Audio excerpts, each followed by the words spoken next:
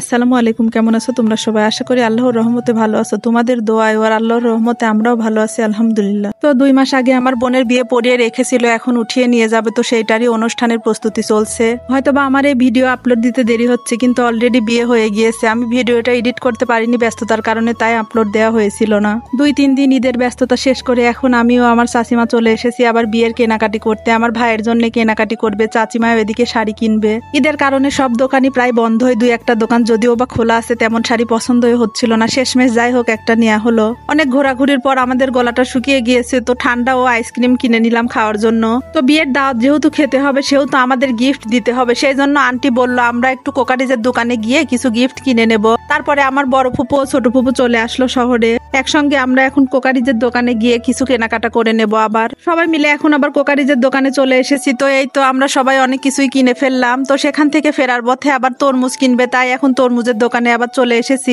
আজকে যেহেতু হাটবার, অনেক হাট বসেছে। ফেরার পথে আবার আমরা শরবত খেয়ে নিলাম। এই শরবতটা অনেক টেস্টি ছিল, কারণ গরমের দিন বাহিরে আসলে কিছুক্ষণ পর পর শরবত বা ঠান্ডা কিছু না খেলে অবস্থা খারাপ হয়ে যায়। আমাদের বাসায় যে কোনো অনুষ্ঠানে বাসায় দই তৈরি করা হয়, তো আজকে আমাদের দই বানাচ্ছে, আমরা বাসায় এসেই দেখি। অনেক ভোরে দাদা ফজরের নামাজ পড়ে বাজারে গিয়েছিল দুধ কিনতে। দুধটা কিনে নিয়ে এসে এখানে জাল করা শুরু করে দিয়েছে।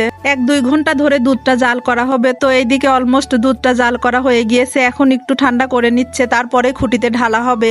একটা মেঝেতে এই তো খ্যার পেতে নিয়েছে, তার উপর খুঁটিগুলো দিয়েছে, ভালোভাবে সব খুঁটিগুলো পরিষ্কার করে মুছে নিয়েছে। এখন একটা একটা খুঁটিতেই তো মগে করে দুধ ঢেলে দিচ্ছে, তারপরে সমস্ত চাপ দিয়ে ঢেকে রাখবে।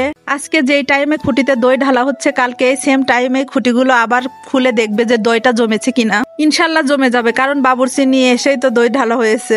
রোস্টের মুরগিগুলো আজকে নিয়ে এসেছে, সেগুলো সবাই কেটে কুটে এখন পরিষ্কার করে নিচ্ছে। আপনারা সবাই বলতে পারেন আমি তো কোনোই কাজ করছি না, শুধু ভিডিও করে বেড়াচ্ছি। আসলে এটা আমার বাবার বাড়ির অনুষ্ঠান, যদি শ্বশুর বাড়ির অনুষ্ঠান হতো অনেক কাজ করা লাগতো। তবুও যতটুকুন পারছি করছি, একদমই যে কিছু করছি না তা না, কারণ সারাদিনের কাজটা তো আমি এই 2-3 মিনিটের ভিডিও সবকিছুই দেখাতে পারবো না। তো আপনারা যতটুকুন দেখছেন ততটুকুন মানে আমি গুছিয়েই রেখেছি।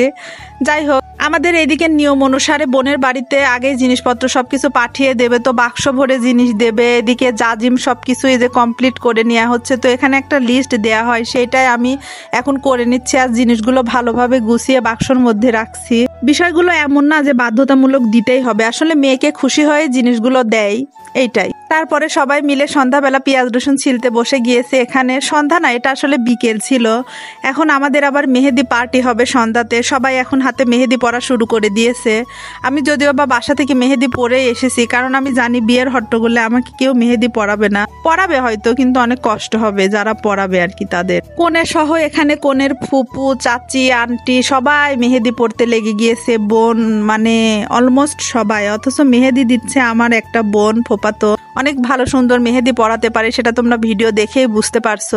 জীবন তো বহমান নদীর স্রোতের মতো বয়েই যাবে, কারোর জন্যই থেমে থাকবে না। তো এই স্মৃতিগুলাই আসলে মনে থাকবে, সবাই মিলে একসঙ্গে আনন্দ করা, সময় কাটানো নিজের ফ্যামিলির সঙ্গে। আসলে এগুলো অনেক একটা ইমোশনাল মুহূর্ত। এগুলা যখন শ্বশুর বাড়িতে থাকি এগুলা মনে পড়ে, আসলে অনেক কষ্ট লাগে। যার যার বাবার বাসায় শেষে একটা রাজকন্যার মতোই বড় হয়, কিন্তু শ্বশুর বাসায় গিয়ে সবার কপালে রাজকন্যা হয়ে আর থাকা হয় না, মানে রাজরানী হয়ে থাকা হয় না।